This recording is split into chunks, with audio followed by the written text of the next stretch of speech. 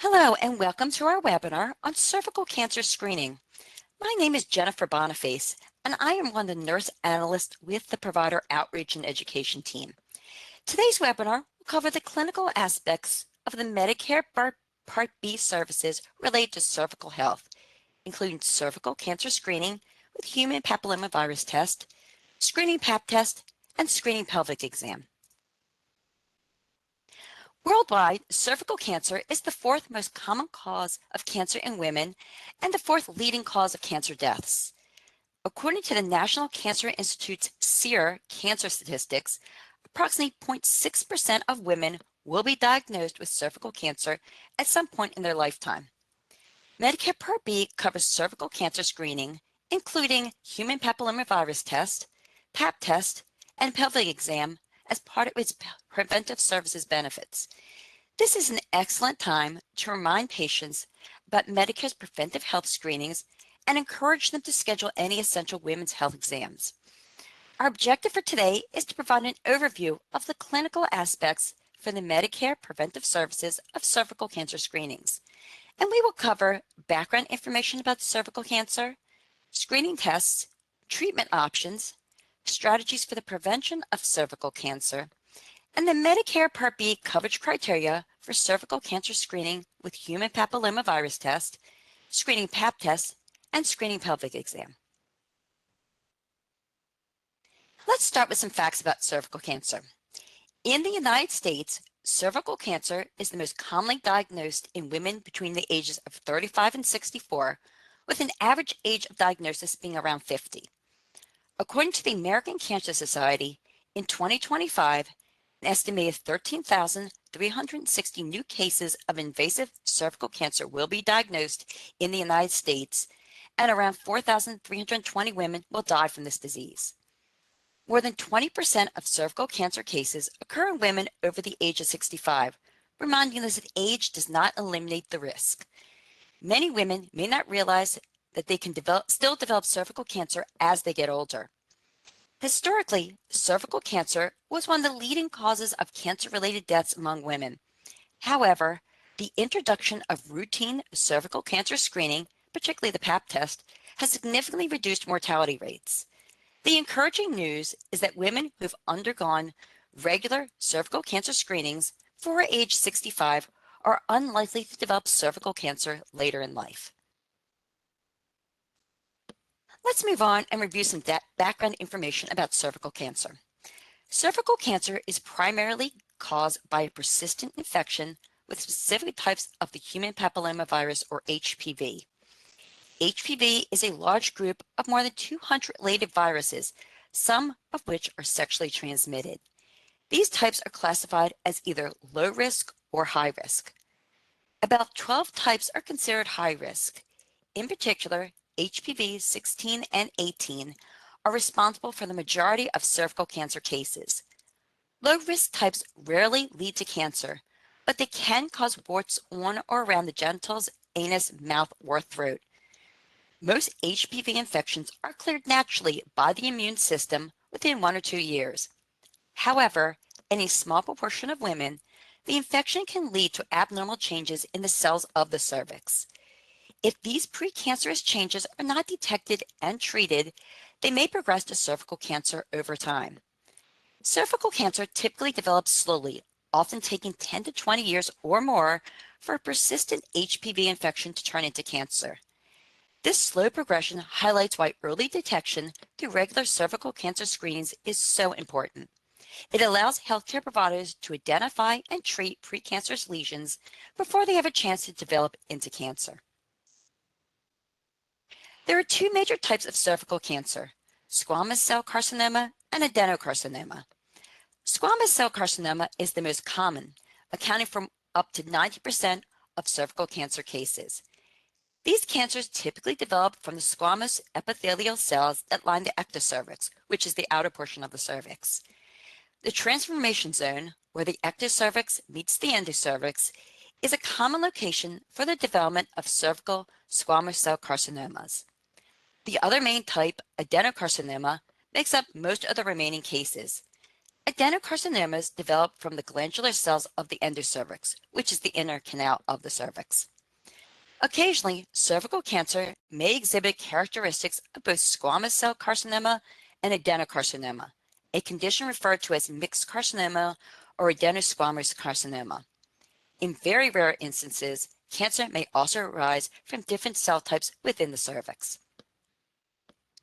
Several factors can influence the prognosis of cervical cancer, including the stage of diagnosis, whether the cancer has metastasized, the specific type of cervical cancer, the woman's age and overall health status at time of diagnosis, any existing comorbidities, and whether this is a new diagnosis or recurrence. According to the National Cancer Institute, the 5-year relative survival rate depends on how far the cancer has progressed. For cervical cancer diagnosed at an early stage, the 5-year relative survival rate is about 91%. If the cancer has spread to nearby tissues, organs, or regional lymph nodes, the 5-year relative survival rate drops to around 60%. When the cancer has spread to distant parts of the body, the 5-year relative survival rate falls to about 19%. Overall, across all stages, the 5-year relative survival rate for cervical cancer is approximately 67%. However, it's important to remember that each woman responds differently to treatment, and this can significantly affect individual outcomes. There are two types of risk factors for cervical cancer: modifiable risk factors and non-modifiable risk factors. We will begin by discussing modifiable risk factors, or those that are influenced through our habits and behaviors. These risk factors are within our control and can be changed. The first modifiable risk factor is HPV infection. Human papillomavirus infection is considered to be the primary contributing factor for the development of cervical cancer. In fact, almost 99% of cervical cancers are linked to persistent infection with high-risk strains of the virus. Reproductive factors are next. Women who have had 3 or more full-term pregnancies face a higher risk of cervical cancer. Similarly, women whose first full-time pregnancy occurs before age 20 are more vulnerable than those who delay pregnancy until the age of 25 or older. These risks may be linked to hormone fluctuations during pregnancy, temporary suppression of the immune system, and increased exposure to HPV through sexual activity.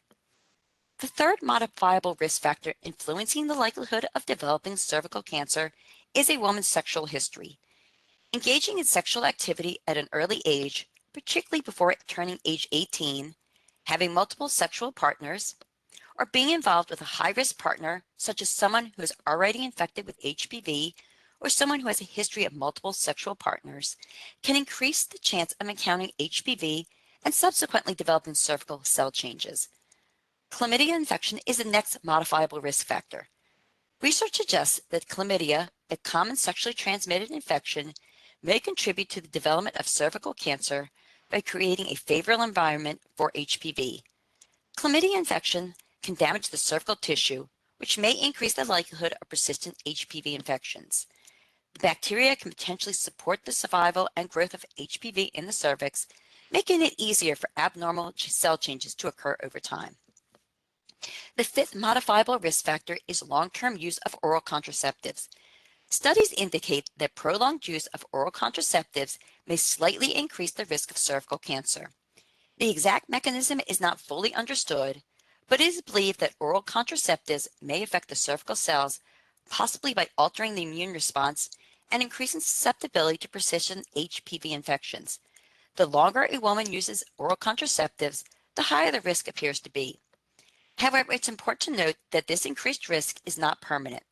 Studies show that once a woman stops using oral contraceptives, her risk begins to decrease. In fact, after several years of discontinuation, the risk of cervical cancer gradually returns to the same level as that of women who have never used oral contraceptives. The next is weakened immune system due to chronic disease, certain medications, or medical treatments. A weakened immune system plays a significant role in the body's ability to fight off infections, including HPV. When the immune system is compromised, it becomes more difficult for the body to clear persistent HPV infections. As a result, the virus can remain in the cervix for an extended period, potentially leading to abnormal cell changes and an increased risk of developing precancerous lesions. Smoking is another modifiable risk factor. This includes women who smoke as well as those exposed to secondhand smoke. Tobacco byproducts can damage the DNA of cervical cells, promoting cancer development. Finally, the last modifiable risk factor for cervical cancer we will discuss today is obesity. Excess weight can make cervical screening exams more challenging by obstructing the view of the cervix, reducing the sensitivity of Pap tests, and increasing the likelihood of conditions such as hormonal imbalances and weakened immunity. These factors can make it harder to detect precancerous changes early, allowing them to progress if not addressed. The next group of risk factors are non-modifiable, or those we cannot change or control. DES exposure is the first non-modifiable risk factor we will discuss.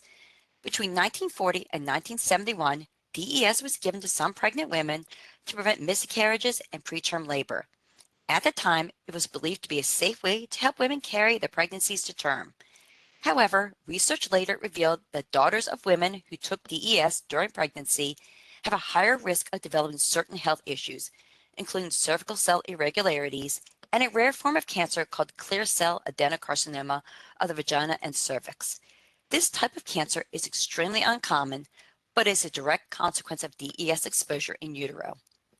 The next non-modifiable risk factor for developing cervical cancer is having a family history of the disease. A woman's risk of developing cervical cancer increases if a close relative, such as a mother or sister, has been diagnosed with the disease. This suggests that there may be an inherited component that makes certain individuals more susceptible to cervical cancer. Additionally, genetic factors may affect the body's ability to fight HPV infections, weakening the immune system and making it harder to clear the virus. This can lead to persistent infections and an increased risk of abnormal cell changes in the cervix, which can eventually progress to cancer. The last non-modifiable risk factor we will discuss today is race and ethnicity. Cervical cancer is more common among Hispanic, Black, American Indian, and Alaskan Native women than among non-Hispanic white or Asian women. Black, American Indian, and Alaskan Native women also face a higher mortality from this disease.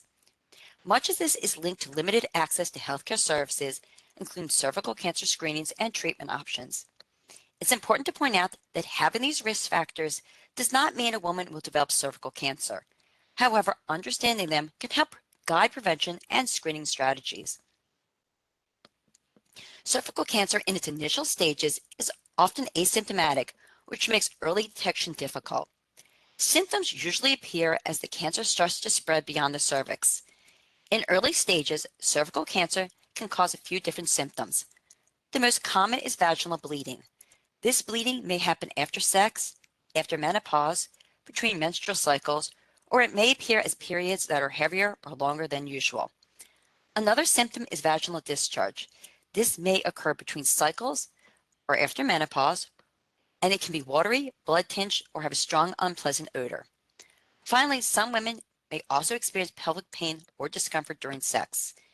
In more advanced stages, as the cancer spreads to other parts of the body, symptoms may include the early stage signs, as well as difficulty with urination and defecation, such as painful urination or dysuria, bloody urine or hematuria, painful bowel movements, or rectal bleeding during defecation, dull ache or pain in the back, abdominal pain, swelling of the legs, and fatigue. Cervical cancer screening begins with a review of the patient's medical and family history. Next, a pelvic exam is performed. During this exam, the healthcare provider visually inspects the vaginal walls and cervix for any abnormalities. Finally, a Pap test, also known as a Pap smear, is completed. For the Pap test, cells are collected from the vaginal walls and cervix using a swab. The sample is then sent to a lab where it's analyzed for any abnormal cell changes or precancerous conditions. An HPV test may also be performed on the sample to detect for the presence of the virus. So now let's go through the different possible results of a Pap test and what each one means for a woman's health. Pap test results are classified in 4 categories: normal, unclear, abnormal, and unsatisfactory. A normal or negative result indicates that no abnormal cell changes were found on the cervix. For women with normal Pap test results, Healthcare providers usually recommend continuing with routine screening to ensure ongoing monitoring and early detection. An unclear result is also known as ascus or atypical squamous cells of undetermined significance. This means the lab couldn't definitively determine whether the cervical cells are normal or abnormal, and the results came back as inconclusive. Inconclusive results can happen for several reasons, including pregnancy, menopause, infections, and inflammation. If the result is unclear, a repeat Pap test is often recommended so that any changes in the cervical cells can be monitored more closely. An abnormal result means the cells were detected on the the cells of the woman's cervix. It is important to stress that does not mean that she has cervical cancer. In many cases, this result indicates the cell changes were caused by HPV. The cell changes are further characterized into two categories, low grade and high grade. Low grade abnormalities indicate that cell changes were minor. Most of the time, these changes go away on their own as the immune system can clear the infection. However, they still require monitoring to ensure they don't progress into something more serious. High-grade abnormalities indicate more significant cell changes, which could be precancerous. If left untreated, these changes could develop into cancer. It's crucial to address them carefully.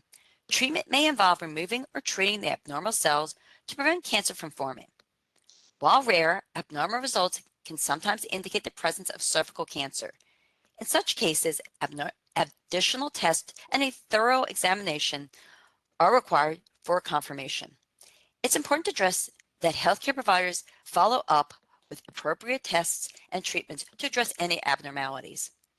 An unsatisfactory result means that the sample collected during the Pap test did not meet the necessary quality standards for the laboratory to properly analyze the cervical cells. This could be due to insufficient cells in the sample, contamination, or an error during sample collection or preparation. In such cases, the healthcare provider will usually recommend a repeat Pap test to obtain a new sample and ensure accurate results. The results of an HPV test are reported as either positive or negative.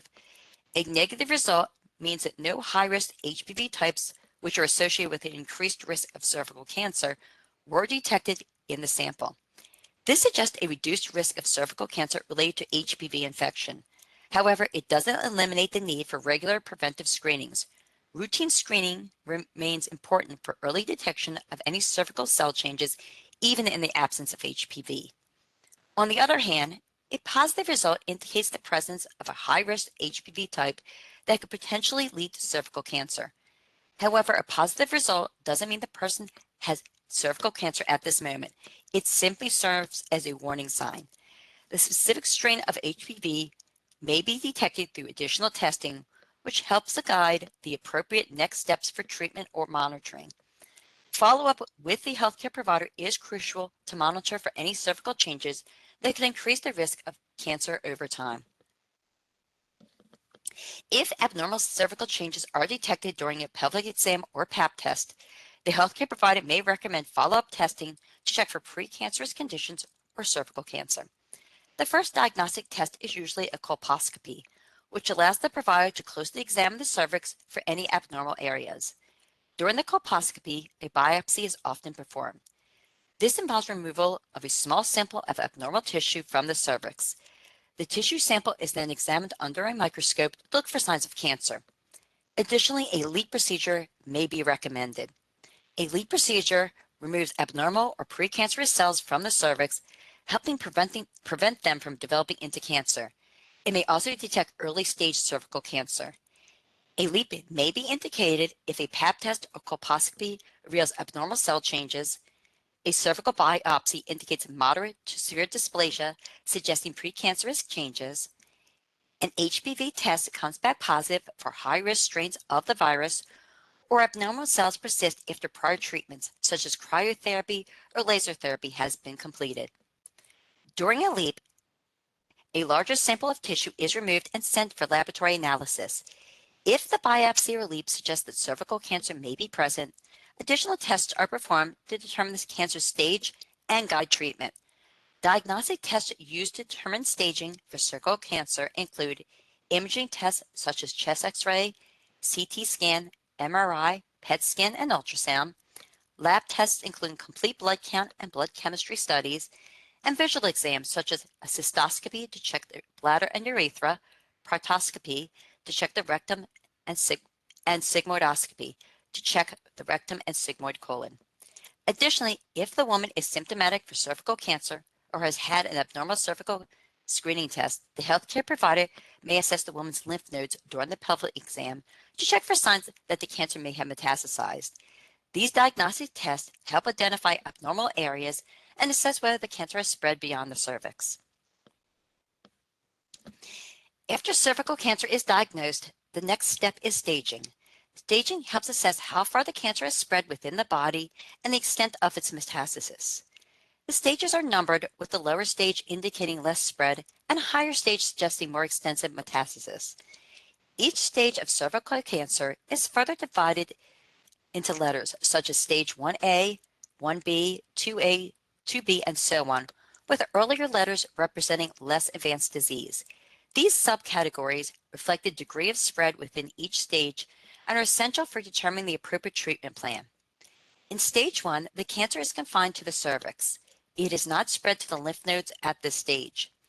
In stage 2, cervical cancer has spread to the upper 2/3 of the vagina or to the tissues surrounding the uterus. In stage 3, cervical cancer has spread to the lower third of the vagina and or the pelvic walls. It can cause complications, including kidney issues such as swelling or loss of function. At this stage, the cancer may also spread to regional lymph nodes, but it has not yet metastasized to distant organs. Stage 4 is the most advanced stage, where the cancer has metastasized beyond the pelvis. It may invade nearby structures like the bladder or rectum and can also metastasize to distant parts of the body, including distant lymph nodes, the lungs, or bones. For additional information on cervical cancer staging, please refer to NIH's National Cancer Institute Cervical Cancer Stages and the American Cancer Society's Cervical Cancer Stages. Links to these websites can be found on the resources slide at the end of the presentation. When determining the most appropriate treatment for cervical cancer, two key factors should be considered: the specific type of cervical cancer and the stage in which it was detected. These factors help healthcare providers understand the extent of the disease and choose the most effective treatment. The first treatment option for many women with cervical cancer is surgery. The goal of surgery is to remove the cancerous tissue from the body. The type of surgery performed depends on the location and stage of the cancer.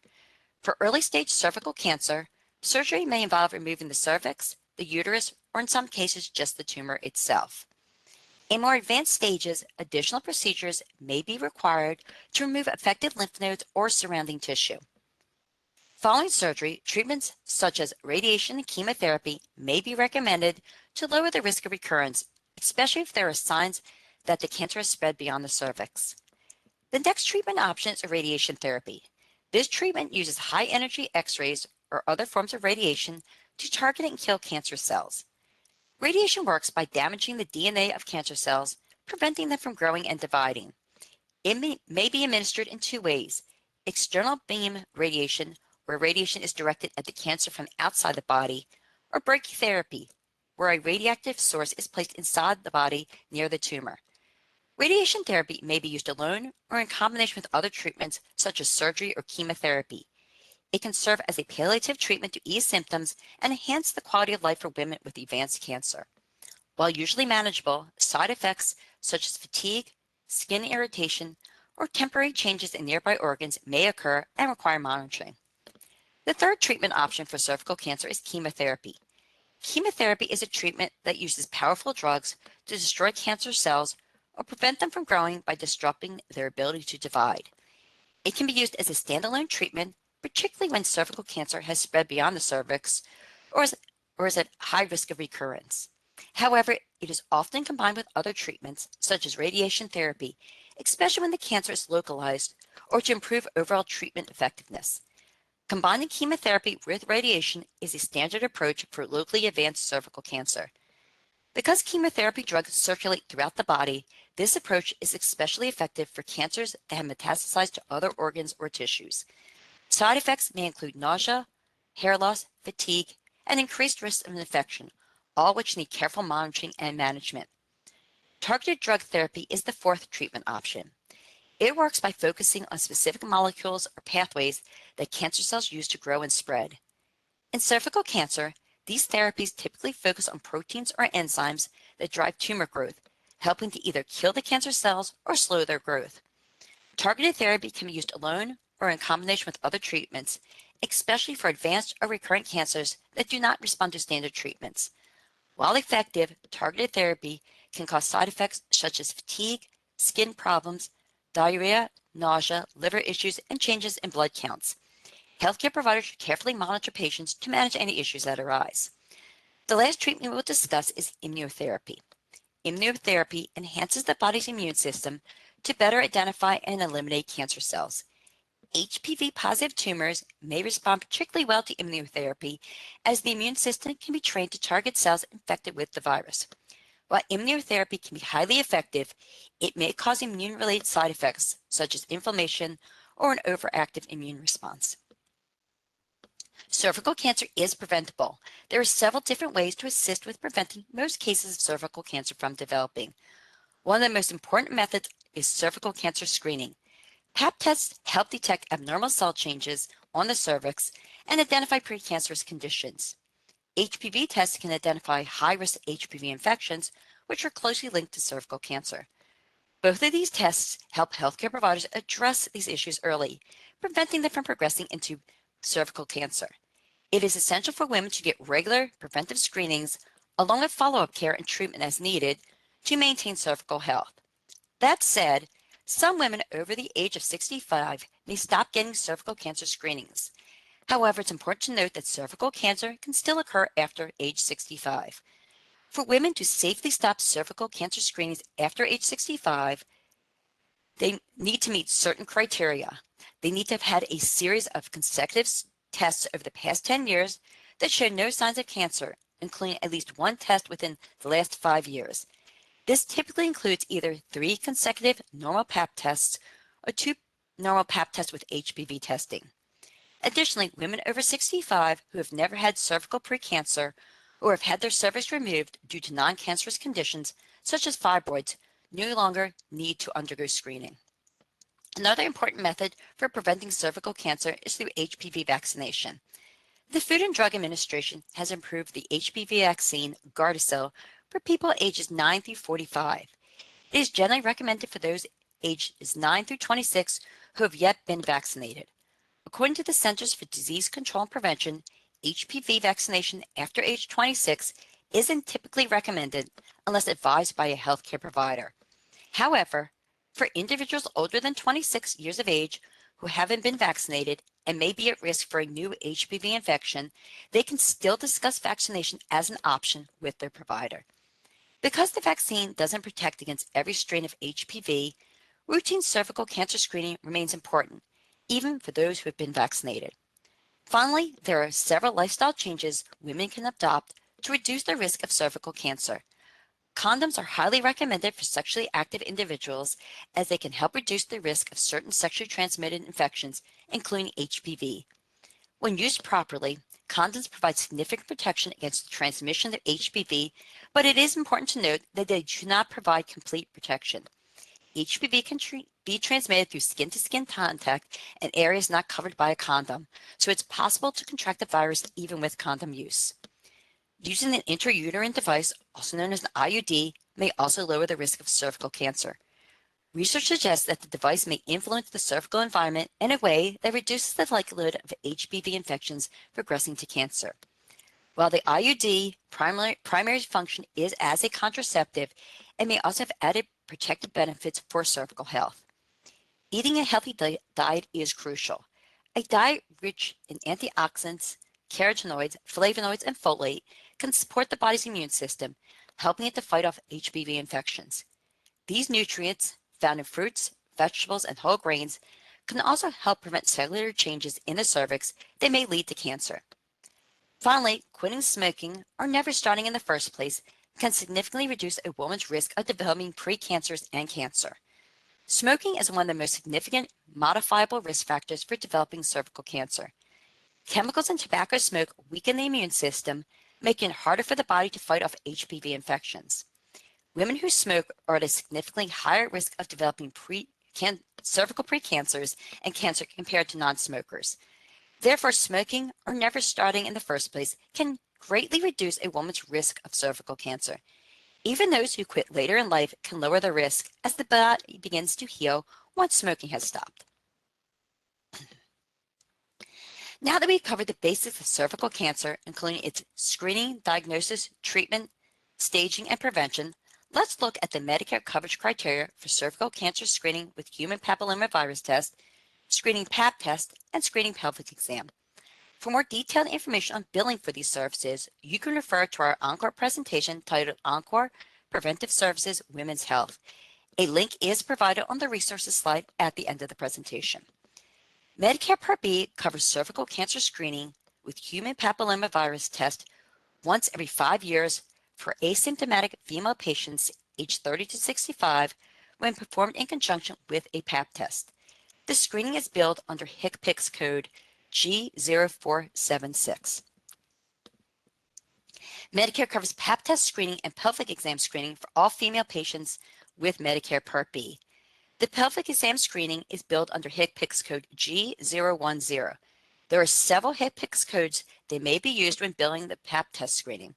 A complete list of these codes can be found under the Screening Pap test tab of the MLN 006559 Medicare Preventive Services chart. The frequency of these screenings depends on a patient's risk factors. For women at high risk of cervical or vaginal cancer, or for those of childbearing age who've had an abnormal Pap test in the past 3 years, the screenings can be performed annually, or 11 months after last covered screening. For women at low risk, these screenings are covered every 2 years, or 23 months after the last covered examination. Before we proceed, I want to briefly address the FDA-approved self-collection of vaginal samples as part of routine cervical cancer screening. These tests allow women to collect a sample at home and then send it to a lab for HPV testing, eliminating the need for a healthcare provider to perform the collection during a pelvic exam. However, there's an important limitation when it comes to Medicare coverage. Medicare generally does not cover self-collected Pap tests. According to NCD 210.2.1, HPV testing should be performed in conjunction with the Pap smear. The Medicare Benefit Policy Manual, Chapter 15, Section 280.4, states screening Pap smears are covered only when ordered and collected by a healthcare provider, such as a doctor of medicine, doctor of osteopathy, or another authorized practitioner. Additionally, for coverage under Medicare Part B, the test must be conducted in a clinical setting, such as a doctor's office or a medical facility. So while Medicare does cover routine Pap smears and HPV tests, both must be ordered by a healthcare provider and performed in a medical setting in order to be reimbursed. A link to the Medicare Benefit Policy Manual, Chapter 15, Section 280.4 will be placed in the chat for your reference. Medicare Part B also covers clinical breast exam as part of a pelvic exam to check for signs of breast cancer. The clinical breast exam included with the pelvic exam screening can be performed either annually or every 2 years, depending on the patient's risk level for the disease. Additionally, according to guidelines in NCD 210.2, screening Pap smears and pelvic exams for early detection of cervical and vaginal cancer, the screening pelvic exam, which includes the breast exam, must include at least 7 of the 11 elements specified in the policy. These elements include inspection and palpation of the breast for masses or lumps, tenderness, symmetry or nipple discharge, digital rectal exam, and pelvic examination of the external genitalia, urethral meatus, urethra, bladder, vagina, cervix, uterus, adnexa and perimetria, and anus and perineum. All screenings can be provided in a medical office or healthcare clinic. There is no copayment, coinsurance, or deductible for these screenings as long as they are performed by a healthcare provider who accepts assignment. Documentation for cervical cancer screening with HPV test and Pap test screening should include date service was provided, office visit notes for the date of service, signed and dated physician or qualified non-physician practitioner order for the laboratory services performed, signed and dated physician or qualified non-physician practitioner order for any additional procedures performed during the office visit if applicable, test results, and documentation of any follow-up care or counseling that was given following evaluation of results, and documentation to support the medical necessity of the cervical cancer screening with HPV test or Pap test screening. Ensure all documentation is dated and signed with the provider's credentials. Documentation for pelvic exam and clinical breast exam should include date services provided, office visit notes for the date of service, signed and dated physician or qualified non-physician practitioner order for any additional procedures performed during the office visit, if applicable, documentation of any follow-up care or counseling that was given following the procedure, and documentation to support the medical necessity for pelvic exam and clinical breast exam. And again, ensure all documentation is dated and signed with the provider's credentials. Prior to completing these preventive services, confirm the patient meets the eligibility and frequency criteria. Cervical cancer is largely preventable and when detected early is often curable with proper treatment. Medicare covers several important preventive screening tests, including the cervical cancer screening with human papillomavirus test, screening Pap test, and screening pelvic exam. Staying up to date with routine screenings and ensuring appropriate follow-up care when needed are essential for protecting women's cervical health. Cervical cancer screenings are included as part of the Medicare Part B Preventive Services benefit. It is a perfect opportunity to talk to your patients about the importance of cervical cancer screening for prevention, early detection, and timely treatment. So as a recap, during today's webinar, we provided background information about cervical cancer, discussed screening and tests, as well as treatment options and strategies for prevention of cervical cancer, and reviewed the Medicare Part B coverage criteria for cervical cancer screening with human papillomavirus test, screening Pap test, and screening pelvic exam. And I've included some resources on the next two slides. They provide links to information we discussed today. The first slide includes links to MLN 006559, Medicare Preventive Services Chart, as well as NCD 210.2 and NCD 210.2.1. The next slide contains links to the American Cancer Society and the NIH National Cancer Institute's websites, along with a link to the encore presentation on the billing aspects of the Medicare Preventive Services for Women's Health. Please use these resources as you review today's content and refer to them for future guidance. We are now at the end of the formal presentation. Please remember, if you have any questions, please put those questions in the chat. So before we answer questions in the chat, I want to go over a pre-submitted question we received. If you don't get to your questions today during the presentation, we will send out a document to all participants with the answers following this webinar. So the question asks, for the Medicare screening pelvic exam, if fewer than 7 exam elements are performed, how should the service be reported, given that G0101 may not be appropriate? If the Medicare screening pelvic exam includes fewer than 7 of the required elements, G0101 would not be appropriate for reporting the service, as it is intended for exams that meet the criteria of at least 7 of the 11 required elements. According to the guidelines in NCD 210.2, the screening pelvic exam should cover at least 7 of these elements. These elements include inspection and palpation of the breasts for any masses, lumps, tenderness, symmetry, or nipple discharge, a digital rectal exam, and a pelvic exam that covers external genitalia, urethral meatus, urethra, bladder, vagina, cervix, uterus, adnexa and parametria, and anus and perineum. When fewer than 7 elements are performed, the service should be instead reported using the appropriate evaluation and management code based on either time spent or medical decision making. And one final note, while providers are required to provide at least 7 of these elements, Medicare does not specify which 7 must be included. I would also recommend watching our encore presentation, Preventive Services, Women's Health, for more on billing of cervical cancer and other women's health screenings, and that link is on the resources slide. So I'm going to go through the chat and take a look for some questions. Okay, so I have a question. And Leah did ask a question I just addressed here. So if that did not address your question adequately, Leah, or you need a little more clarification, just put something in the chat. Otherwise, I do not see any other questions, so I'm going to move on for the interest of time. But if you do have any questions, put them in the chat, and I'll look at the chat before we finish up. Please take a moment to complete the survey and share your feedback. We'll use your feedback to develop topics for future education. And you can access the survey by either clicking the link in the chat or by visiting the CMS Qualtrics page after the webinar. In a few minutes, you will receive an email thanking you for attending, which includes your certificate of achievement and a link to the survey. If you need more contact hours, or you need contact hours rather for continuing education, they will also be in that email. If you don't see it, check your spam folder. If you called in, please email us at wps.gha.education@wpsic.com with the webinar name and phone number, and we will send you your certificate of achievement. If you think of any additional questions after today's webinar, you have 7 days from today to submit them.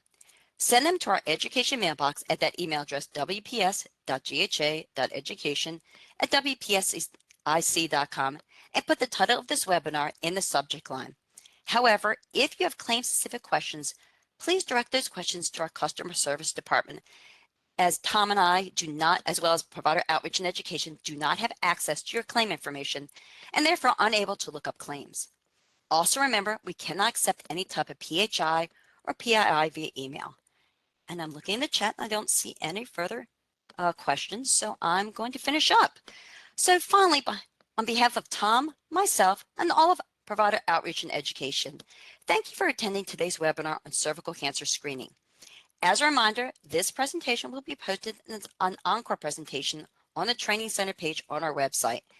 Remember to take our survey with the link provided. We look forward to your survey comments and hope to have you join us at future events.